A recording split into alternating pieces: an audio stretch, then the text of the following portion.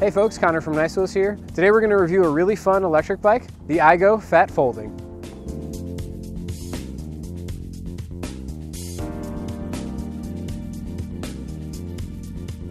So in this review, we'll go through all the features and benefits this bike has to offer. We'll go through the specs a little bit, and most importantly, talk about how it rides. So the iGo Fat Folding is definitely a really unique bike, as you can see.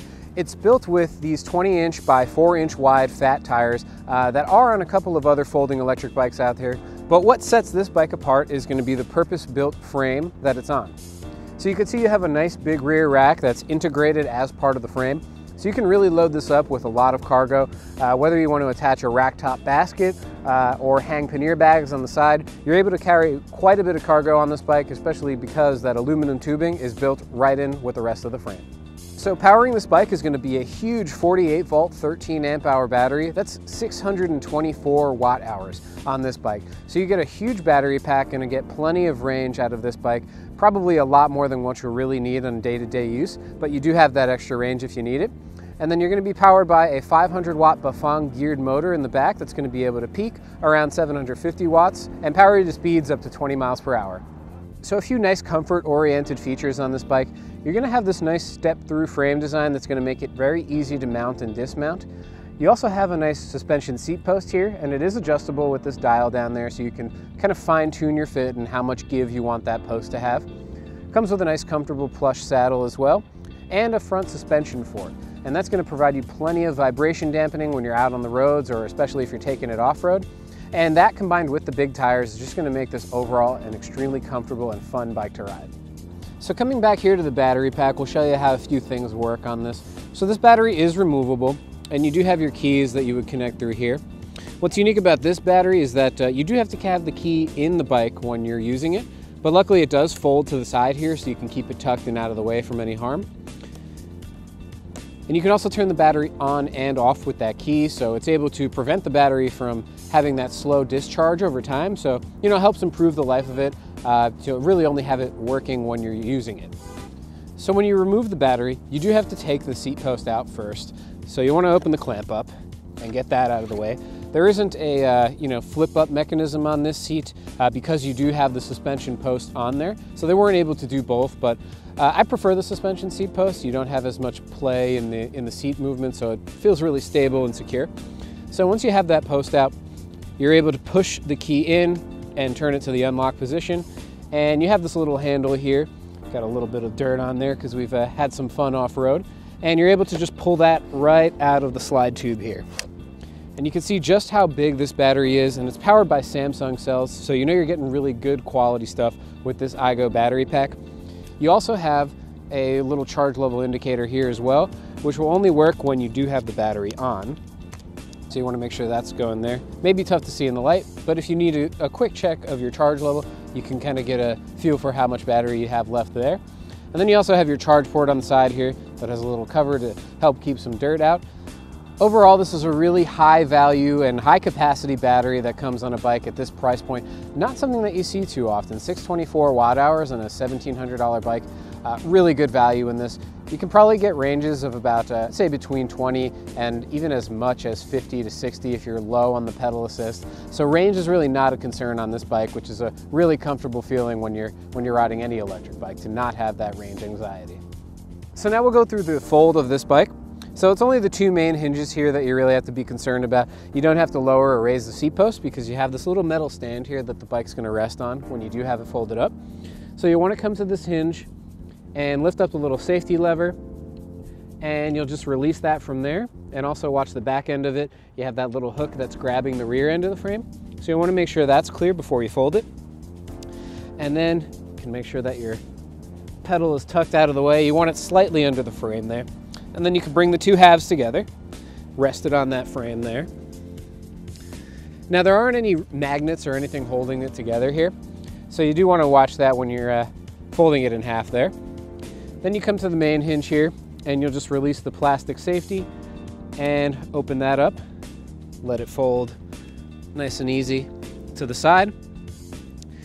And now it's ready to throw in the back of your car trunk or store it in a safe place at home. Coming up to the handlebars real quick, you do have a nice telescoping stem here that's going to mostly keep you in an upright position, but you can kind of fine tune your fit by adjusting the post here. And you're also able to adjust the angle of the bar up top as well, so definitely some nice features there to get you nice and comfortable. You do have your mechanical disc brake levers on this bike, and these include motor cutoff as well, so an extra safety feature to make sure that that motor is not turning on when you don't want power. And you have your easily accessible 8-speed Shimano trigger shifters as well on the right-hand side. So moving on up to the display, a couple of features to run through. You have your 5 assist levels on this bike that you can control with these plus and minus buttons here. And you can see where you're at with the little gauge on the bottom here. Get that all the way up to 5 for full power and full assist on the pedal assist. You do have your 6-bar battery gauge here as well. Your speed is going to be over on the right side here. And then you can toggle through a couple different readouts on the bottom here. So you have your odometer distance, the total distance that the bike has gone. You have your trip distance as well, which is resettable. You have your voltage rating as well on this battery, so it's a nice metric to have, kind of the bigger picture of how healthy your battery life is over time. You even have a current meter also, so when you're riding, you want to see how many amps the battery is putting out. You can have that on there as well. And you have a running timer on, basically when you turn the bike on, this will start and just tell you how long you've been riding for. So the C button over here has a couple of functions. If you tap it once, you'll be able to have your front light turn on, which is powered by that main battery. The rear one is a replaceable battery light that you can attach to the seat post, so running independent from the rest of the system. So you can toggle that on and off. And if you hold it down, you can also get your walk assist. And now once the walk assist is active, it will keep moving until you press one of the brake levers to cut the motor off, and you'll see the assist logo there as well. Then finally, when you're holding the brakes, you'll see this little exclamation point here, and that'll let you know that your cutoff brakes are working properly. And finally, on the left-hand side here, you have a nice twist grip throttle, and that's going to give you your full power from 0 start. It doesn't matter what assist level you're in, and it can override your pedal assist at any time. So ever since iGo let us know that they were coming out with a folding fat bike, we were really excited and highly anticipating its release. And I could definitely say it's delivered on all the promises that they've made to us. It's an extremely fun bike to use. The fat tires pretty much let you ride anywhere you want. This bike is sort of a jack of all trades, whether you want to ride it off-road or on-road, use it as kind of a performance bike or just cruise around and carry a ton of cargo on it. It lets you do all of that, and all of that at a really great price point of $16.99. The cadence sensing pedal assist on this bike picks up nice and quickly as far as cadence sensors go, so it does give a very responsive pedal assist feel. The cadence sensing picks up that pedal assist very quickly and responsively compared to other cadence sensors, so definitely going to have a very natural and fluid feel while you're pedaling the bike. But it's also incredibly fun to use the throttle, especially off-road, and just kind of cruise around on the fat tires, pretty much allowing you to ride over anything. Those 20 by 4 inch Kenda fat tires are knobby enough where you can still get plenty of grip off-road or through snow, but not too much that you're not going to be able to have good traction on the road as well.